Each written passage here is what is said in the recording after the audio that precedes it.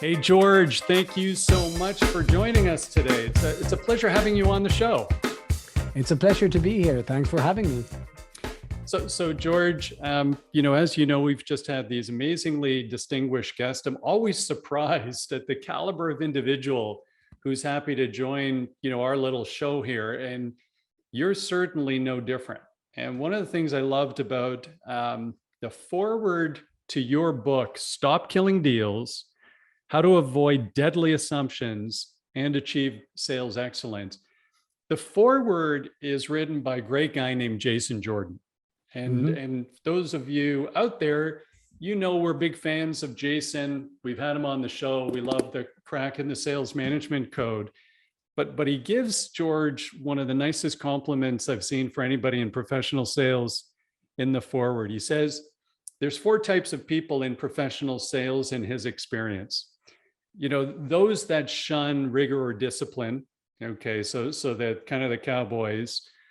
There's those that actually love discipline and process and rigor, just jumping into a system. The third he talks about are innovators, in professional sales, and he's very complimentary of those.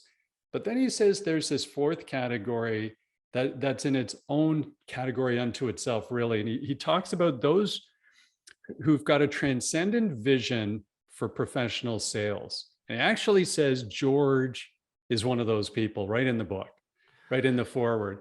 What an amazing compliment, George. And how do you know Jason, by the way? How did that come to pass? Yeah, like you, I'm a big fan of Jason's work. And when we talk regularly about the state of the business and the state of the profession. And when he wrote that, I blushed. I was I was not expecting those nice, kind words. So I'm very happy about that foreword he wrote. Oh, I can imagine why. So maybe to get started here, George, tell us a little bit about your journey in professional sales. Yeah, that's a good question. Professional, I don't know if I'm gonna add the word professional, it might be short. But I guess I've been selling my entire life in different forms. But I started as a, let's say, professional, making money on it, in selling books, actually. Everybody probably knows about the For Dummies series. Yes. Those were the books I started selling. And in the beginning, they were all about computers, PC for Dummies, Word for Dummies, you name it. They had a title for everything. And so I went around Sweden selling these books to bookstores and computer stores. Wow. So that was my first sort of professional sales role.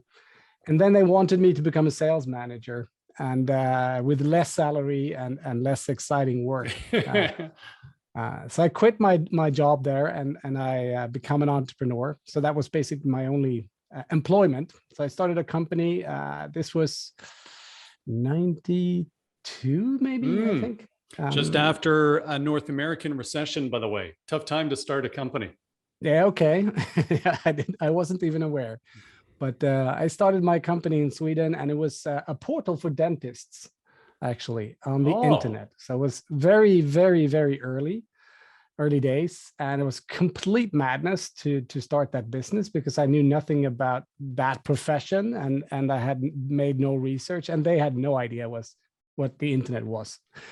But that's, I guess, where I really needed to start selling. Because if I didn't sell anything, I didn't have money to do anything. There was I didn't have a paycheck. And that company led to another company, which led to another company, and which has now led to Membrain. So I've had a few companies that I've founded. And that's why I'm where I am today with this mission to elevate the sales profession, is because I just did everything wrong that I could have done as a seller, but maybe more so as a sales leader or manager in these companies that I started. Oh, fantastic. So we'll get to that. And by the way, you start to think about it, folks, 92, you had an intranet. The first commercially viable browser was 96. So talk about being ahead of the curve, or at least a visionary in terms of the internet. That fantastic for dentists. I've started to learn a little bit about dentists as a profession too, by the way. It's very interesting profession as a straddle business and the medical community. And so, George, then we kind of fast forward here today, to Membrain. So now you're the founder of Membrain. It's a new take. Well, I'll let you explain it, but it's a sales technology, new take on CRM and sales enablement and online coaching. I love, as soon as you go to the website, it screams out at you that how you sell is why you win. How you sell is why you win. So tell us a little bit about Membrain today and what problem you think you're actually addressing in the marketplace with this sales technology. Yeah, if it's okay, I'll rewind the tape a bit to why we started it in the first Please. place. And it was actually in my previous company called Upstream, where we had the idea to challenge the mainstream, hence the name Upstream. And we went out and searched for software products, usually from US vendors, but we found products in New Zealand and Sweden and all over the place. And we sold these products through resellers, IT resellers. And then in 2006, we interviewed a bunch of these resellers, asking them, what is your business challenge? What is your biggest business challenge? And they all came back with pretty much the same thing. We are working like crazy, long hours, but we're not making any money. And the reason we started asking them what problems they had was that we wanted to add more products to our portfolio that they could resell. But what came out of it was, oh my God, they have just not a good business model. And what if we could help them become more effective and efficient in their businesses? What if we make them into our customer instead of a reseller? So we pioneered the concept of managed service providing in the IT space. Wow. And we did that by bringing in a product that could help these companies to become much more proactive. And what we told them is you should not charge for when things break down, because that's what they were all doing. They were running around fixing IT problems, but instead charge your customers for the guarantee that their IT environments will just work, and then work proactively to make that happen, right? Great idea. And the product we took on could make that happen, could automate a lot of the work they needed to do to make their customers' environments work. But they didn't do it because nobody wanted to pay them for it. But now when they could automate a lot of that work and they could give these promises, they could do it. But what I did not realize at the time was that that's a pretty big undertaking, because I asked them basically to change every process in their company. Right? They had to market differently, they had to sell differently, they had to deliver differently, they have to compensate differently. So they basically had to redesign their entire company by buying the product I was selling and the idea I was selling. Right. I didn't realize that at the time. So when I started selling this concept idea, which I thought was, of course, fantastic, and I hired salespeople, and I fired, and I hired, and I fired, and I hired, and I fired, until I had to sort of sit down and just think, why isn't this working out for me? I'm using these really good recruitment firms. They're finding me good salespeople on paper, but they can't sell. That was sort of my situation. And so I started reading all the book, including, of course, Jason's book, but many other books as well. And I realized that the only sort of common denominator was me.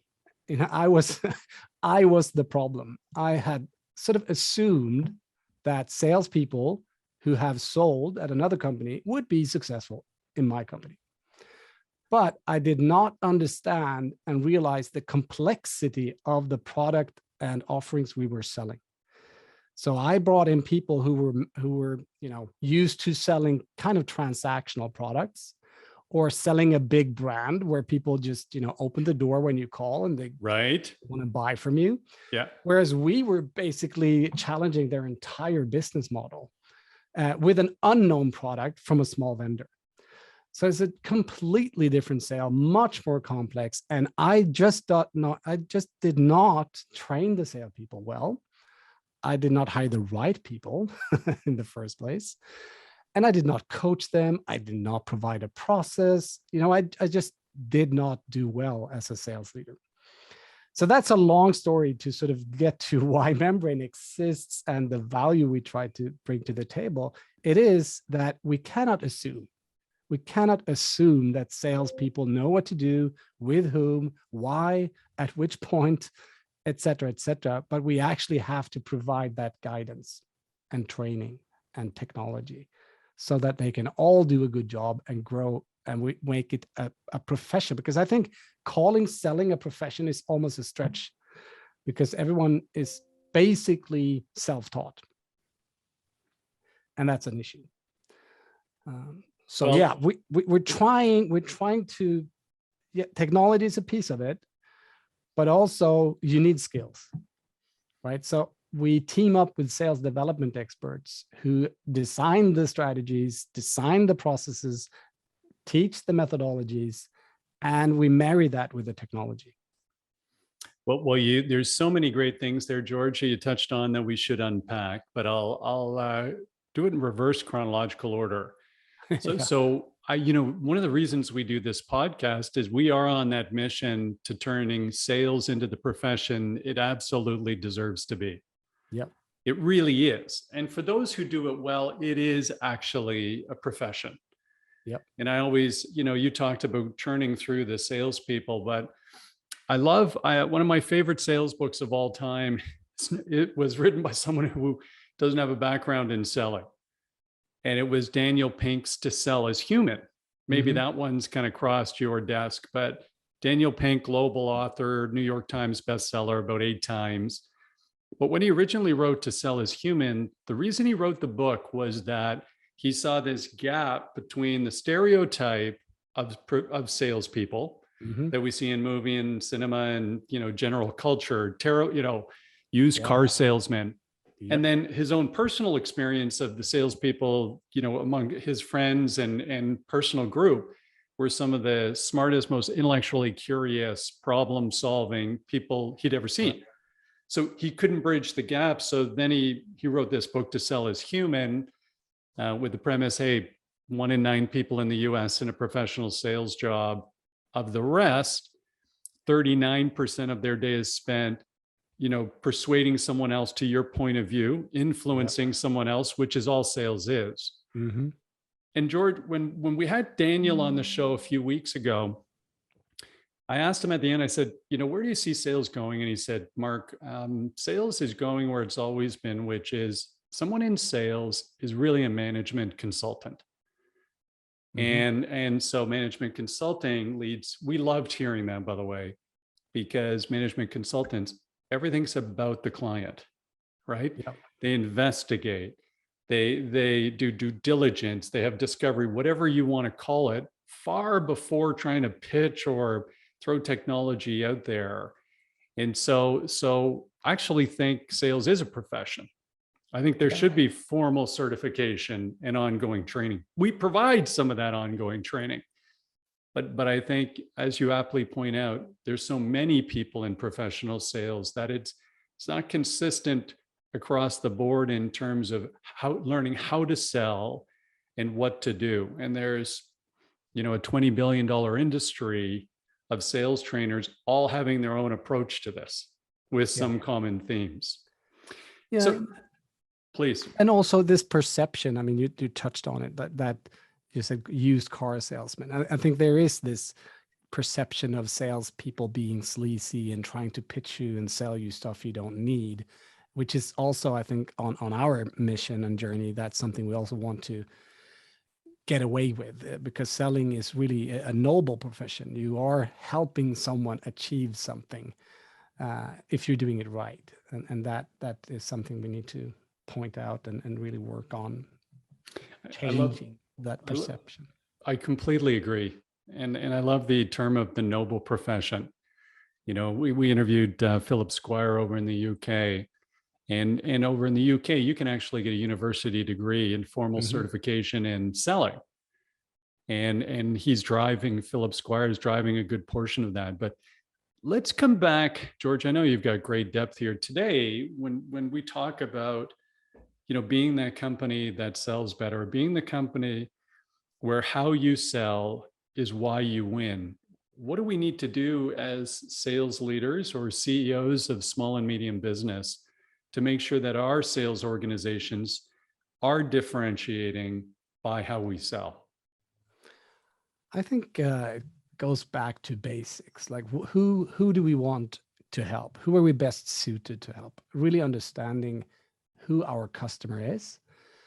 And I think a lot of selling organizations are underestimating the value they can bring to that, let's call it buying decision, or just decision-making process. I don't really like the word buying decision or buying journey, because nobody wants to buy anything unless they have to, right? But they do want to improve their business. So I think to stand out today, you have to, and any day really in history, you have to have the customer's best interest at heart. And in order to have that, of course, that needs to be in your DNA, but you also need to understand your customer really, really well. And I think we fall down sometimes on this as selling companies, because we have this widget or function or product or service that we're selling, and everything, it's like this saying, if all you have is a hammer, everything looks like a nail. Right. And we're so eager to show the customers or potential customers what we've built, that we're still not doing discovery well enough. And I think also today we live in a world where everyone can do their own research online. Effectively, they might think, but probably not as effective as they should. So I think the way to differentiate is understand your customer, know their problems, and then always make sure that you have their best interest at heart, but also how that aligns with what you have to offer. Because sometimes you cannot help some customers, right? You're not the best pick for everyone. So know when to say no, know when to walk away, know when to refer someone to the competition, and be sort of authentic in what you can offer, but also don't underestimate the value you can bring early on in helping that customer or potential customer define what problem do we have, where do we want to be, and how can I bridge that gap, right? Because that's what they want to do. They want to solve something, improve something, achieve something. And if you can help them just understand that better, that's so valuable. And I think that's where a lot of companies go wrong, because they're so eager to pitch. They're so eager to show what they have that they skip this most important piece. And this is nothing new, right? This has always been the most important thing in selling, to do really good discovery and exploration. You're absolutely right, by the way, George. It's nothing new. And I think for those of us that have done large transactions in our past 30, 40 years ago, this was the only way to do it. So even 20 years ago, 10 years ago, I have a theory as to why we've moved away from it so much. But you brought up a couple of things here about, in today's world, your buyer is more informed because of all the online resources and information. And I think you're absolutely right, but it's a little bit like me with, hey, the spot on my face, and I start Googling, oh, what is this spot? And suddenly I'm convinced, I'm going to be critically ill, instead of, so I'm more informed, but not better informed, because when I go to my dermatologist with this complexion all the time, she goes, don't worry about it. It's basal cancer, but it's harmless. Yeah. Burns the thing off. So this challenge we've got today, I think, is that buyers out there are doing their own research for two reasons. First of all, it's all over the place. It's easy to do. And then second of all, they're not getting value from salespeople. So they don't want to engage salespeople. They don't want to respond to salespeople. And it's led to what the phrase was coined by Brent Adamson. You'll remember him from the Challenger sale with Matt Dixon 10 years ago. He was coined through Gardner and Harvard a couple of months back, calling this new thing is sense making in sales. So that value the salesperson provides is working with the buyer so that they can understand this world of opportunity in front of them, and then try and make sense of all the information that they're digesting so they can figure out how to actually make a decision. And sorry, go ahead. No, yeah, I think you're right. I think also another thing that gets sort of not forgotten, but maybe not given enough attention, is that in order for a company to make a decision on a more complex purchasing, or it's not even purchasing, if they need to first just understand, do we have a problem? Right. Of course, we have multiple problems. Which of these problems are most important and most urgent to solve? I mean, you could spend a lot of time there, and it will not just involve one person. Because I think the number one problem salespeople do is that they talk to just one or a few people, whereas there will be a lot of people involved in the decision, right? So one person representing one department will define the problem differently than a person from another department, although the outcome they're trying to achieve might be the same. And I think marketing automation and inbound marketing may have also actually worsened this problem, because you then create content pieces for different stakeholders. And I've heard companies that have, 25 different stakeholders defined, and they've created 25 different content pieces. And they're not always, leading towards the same solution or even problem. And all of a sudden you now have to get 25 people into a consensus to make a decision that will involve you. So the whole concept of rallying up these people and getting them to define the problem or problems and how to prioritize them, I think that's super critical. And I think buyers are also making the same mistake that sellers are, in the sense that they're jumping too fast to conclusions. So they might go out and explore what's out there before they really know or have defined and agreed on the problem. So they're looking for marketing automation, maybe because I've mentioned that. It's a good example. Oh, we need to have marketing automation. Everyone else has marketing automation. But why do you need to have? What problem are you trying to solve? Yeah, we need more people to know about us. So we need to automate our marketing. Okay, but how would that help? So et cetera, et cetera, et cetera. If you're a good salesperson, that's what you do. You're right. You explore those different paths and you see what's the big problem and objective they're trying to accomplish. But buyers are also jumping too quickly to conclusions. And that's why we see all these buying remorse and people, oh my God, we bought this MA tool, but maybe we shouldn't have. But now we're stuck with it, et cetera, et cetera. So helping people agree on what to do and why, I think, is really critical. Well, I think that building consensus, George, in the sales cycle, I think also that's been around a long time. That challenge is, originally in 92, when I had, by the way, a beautiful head of hair in those days, that, if you go back, even the mid 80s, that's when Miller Hyman originally came out with strategic selling. Yeah. And at the core, they were new on the table saying, hey, multiple people influence a decision to buy your product or service. And they all have, a professional need and want. They all have a personal need and want. And then the job of the seller is to figure out what they need and figure out how to give it to them. I think where we're getting caught today is, I think that's gone to the nth degree, as you say. You can be in larger organizations with material purchases where so many people play some form of role. But I don't think those people, I think those buyers need a lot of help in terms of figuring out how do they actually truly identify the impact of the problem? How do they build a financial business case, to justify any form of investment? So you said, hey, why will someone purchase this? What is it going to do for them?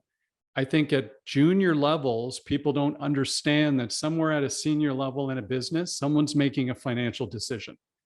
Yeah. So we need to be, as sellers, we need to be adept enough or have enough business acumen where we could literally write Nicholas in a previous podcast kind of called it the decision memo. That's how they make decisions in their business. Someone has to write them a decision memo.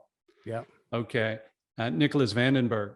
I think we need to have the capability where we understand the impact of the problem we solve for. And we could write a decision memo for our clients as to what the return on investment or how they justify a financial business case, and really guide them through the process, really add value. And I think this is a challenge with professional sales today in terms of adding value. I think we're really good at pitching a product, features and functions, and boy, we can't wait to jump to a demo. Okay, we can't get to a demo quickly enough. But the why this is a valuable solution, really what the impact on our buyers organization, I think there's more work to do there with sales teams to help them have that insight and guidance. And as you say, they may come across prospects where they do some investigation and go, you know what? Our solution isn't right for you. Yeah. You know, given where you are or certain situations within your organization, we may not be ideal for getting a really positive return on investment based on your particular situation. You're not the ideal customer for us. So providing that clarity and being open and being comfortable to say no as a salesperson. Not every prospect is a good prospect. I think that's something most salespeople don't really understand either these days. And I think there's good reasons for it, which we can get to. But what's your experience there? No, I agree. And I think that what I was mentioning previously, that I think selling organizations have more value to bring to the table than they might realize. Yeah. And what you're talking about now is, I think, touches on that. If we can create, we should be able to create a business case that proves the business value of using our service or product. However, the buyer, depending on who your buyer is, of course, but many times the buyer don't always understand that, and they may not have bought whatever you're selling very often, whereas you've sold it hundreds of times, right? Right. So you should know more about their decision that they're about to make than they know themselves. And this is where I see there should be a lot of value, but it's not really being promoted as value. Because you have to slow down to speed up, and people hate that. And that's where I think salespeople need, and marketing teams need to sort of tell their prospects that, okay, you're looking for X, Y. What is the intended business outcome you're looking for? Right. And we're selling CRM and enablement. And when we ask that question, you'd be surprised how many times the potential customer can't respond. They're like, well, we want the salespeople to sell more. Yeah, we do, right? And what will that lead to? More revenue. Yeah, okay, that's reasonable.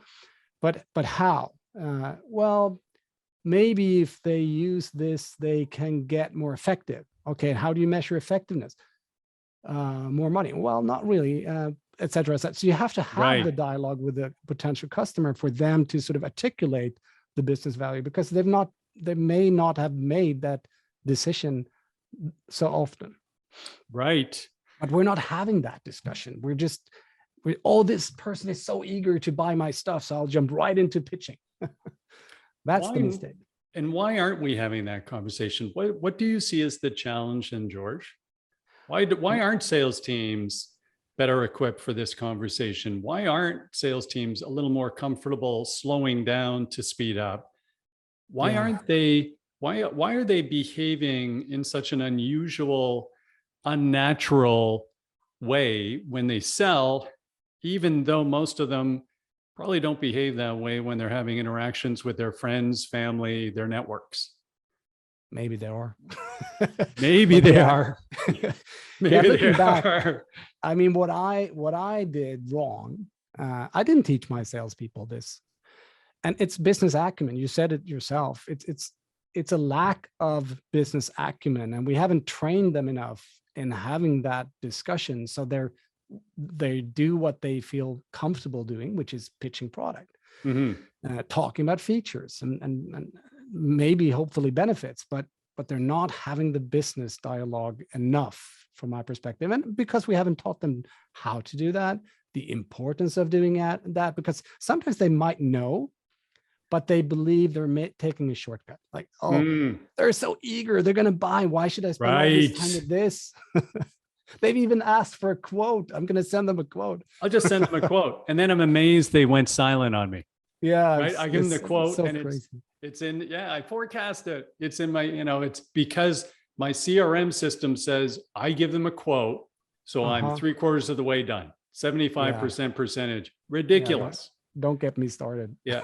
So there's our easy way of lying with a CRM system. Yeah. One of the, and I'm interested in your opinion, I actually think there's another reason this is such a challenge today. And I think and conversations hopefully like this help, but the tenure of a salesperson's insanely short. Yeah. They're incapable of having this conversation in the first 6 months. It takes time to properly ramp up and learn a new business, an industry, a target market. It does take time, and you've got to focus on it. You need a formal onboarding program, but it's not a one-time event. You need ongoing enablement. You need ongoing training. You need to hire lifelong learners. Yep. And so I actually think the problem is tenure of a sales leader right now is under 1.8 months. Tenure of somebody who's an SDR, 1.4 months. So sorry, 1.4 years, not months. Yeah, I was that's pretty quick, eh? Yeah. But 1.8 years, not even 2 years, and somebody's an SDR for so short. All they can do is pitch a product. They haven't developed those skills in the conversation, and they're getting taught the wrong things. They're getting taught to do the wrong things faster and more consistently. Yeah. And so I think it is about training and development and standards. And maybe that leads a little bit to some of where Membrain comes in. Yes, I think you mentioned leaders and managers, and I really truly believe that's where we have a huge leverage in this profession, because I don't want to get us off topic, but we all know that sometimes you take your best salesperson and you turn that person into your frontline sales manager without giving that person all the tools and training they need to actually become a manager, where you now are supposed to create performance through other people, which is not for everyone, for starters. So that in itself is a topic to explore, but I think we have to know what we are trying to accomplish. And I think another reason why we're seeing this is we're being very short-sighted as companies. Yes. And in my space, I think it's in the technology and SaaS space, it's even more so, because everyone is just in it for the next round of financing. Right. So you just need to close more deals faster. And you have a whole, the whole world is a greenfield. If you come out with a new innovation, a new product, you can sell it to anyone in the entire world. And it's just about volume. Yes. And I think that is a problem, because other sales leaders, maybe inexperienced sales managers, are looking at these companies as sort of role models on how to manage selling. So they take this idea of, okay, I'm supposed to hire a bunch of junior people and have them call my prospects to book meetings and then hand it over to someone more experienced, et cetera, et cetera. So there's a playbook out there that I disagree with, and that is really harmful for a company that has, let's say, a limited audience that you sell to. Maybe you have 10,000 companies you could sell to in the world, not 100 million. You need to think differently on your go-to-market strategy and how you sell, right? So that's another problem. But really, the conclusion I came to in my company back then, before I started Membrain, was that, okay, I'm doing all these mistakes. I'm not training my people. I don't have a sales process. I'm not coaching them. I'm not sort of upskilling them on the right things. I don't even have managers, et cetera, et cetera.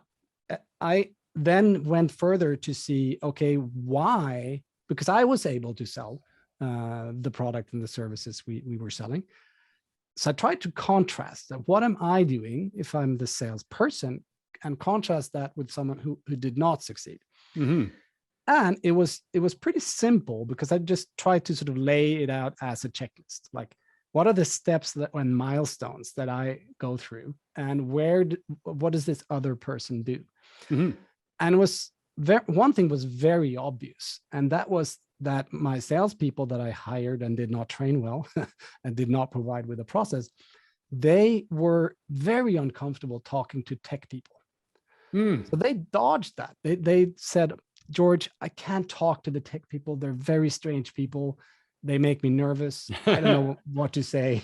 Your salespeople may have been telling the truth, but they still have to work through that. Sorry, Yeah, tech exactly. people, you're not strange people. Sorry. Edit that out, Thomas. Yeah. So they simply did not. They tried to not. They tried to get away with not talking to the tech people. Right. But in that sale, that was impossible, because what the tech people then became very nervous and said, oh my God, my boss is going to buy an automation platform. That means I'm going to lose my job. Mm-hmm.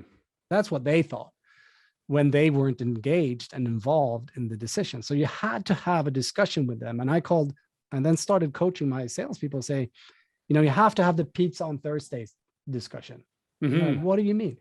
Well, because once every month, this was, 2 decades back, Microsoft releases patches, and the tech people need to stay up late and patch all their clients' servers.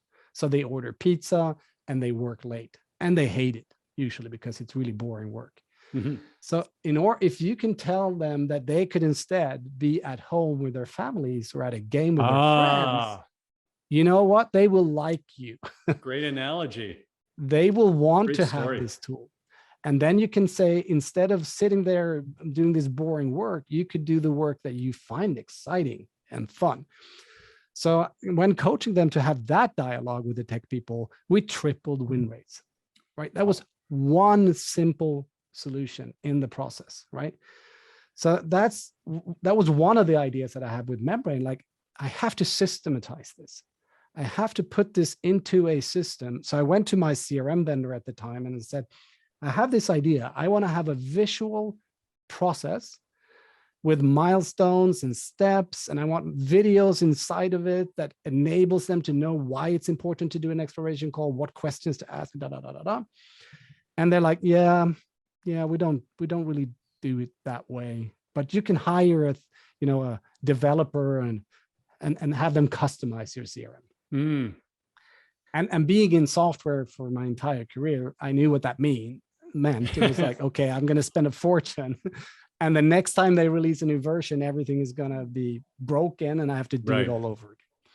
So that's when I decided to create Membrain. And what we've built, you can think of it almost like a checklist on steroids, like a visual representation of your sales process, tailored for prospecting, opportunity management, and customer success / account growth. Okay. Because those are three very different sort of ways of going about things. Because in prospecting, there is usually, more activity, more touch points, you're selling a reason for them to meet with you. And once you've met with them and actually explored if you can help, or if they have a problem, then you create an opportunity. And once you win it and you have them as a customer, then of course you have to deliver what you've promised, and you want to find ways to grow that account.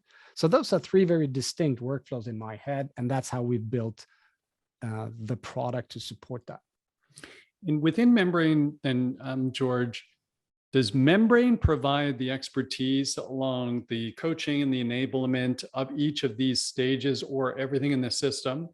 Or is the expectation that it's a platform that allows the company to define all of these things for themselves?